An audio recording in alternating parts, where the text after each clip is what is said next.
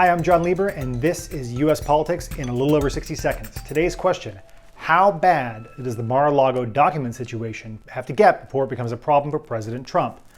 The answer is very bad, and probably much worse than what we know of today.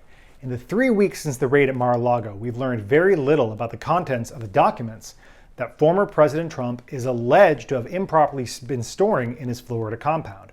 But we have learned that at a minimum, he kept classified documents outside of a secure facility, and the government is now alleging that Trump's legal team lied about the number and nature of the documents being stored there, which made it much more difficult for them to get the documents back and set up the premises for the sensational raid at Mar-a-Lago.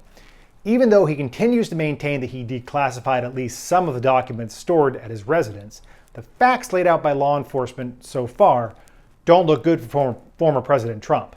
And even elected Republican officials who rallied to his support and attacked the FBI in the wake of the raid are much quieter than they were initially. But polling continues to show that President Trump is strong.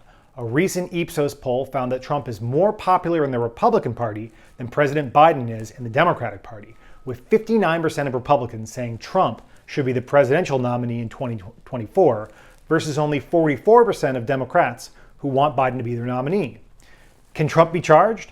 Well, that's a question for the DOJ, who will have to measure the political and institutional implications of charging a former and potentially future president, the risks of federal law enforcement being delegitimized and seen as political actors by huge parts of the country, the way they were after investigations into Hillary Clinton's emails and the Trump campaign's alleged ties with Russia.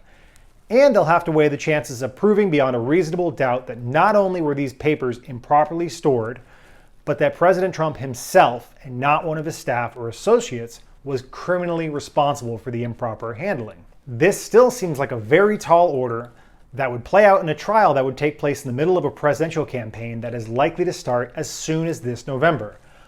Almost anyone else surely would be charged with a crime based on what we know today, but for years now, Trump has avoided the kinds of political and legal liabilities and consequences that would have brought other people down. And so far, this doesn't look much different. Thanks for watching. This has been US Politics in a little over 60 seconds.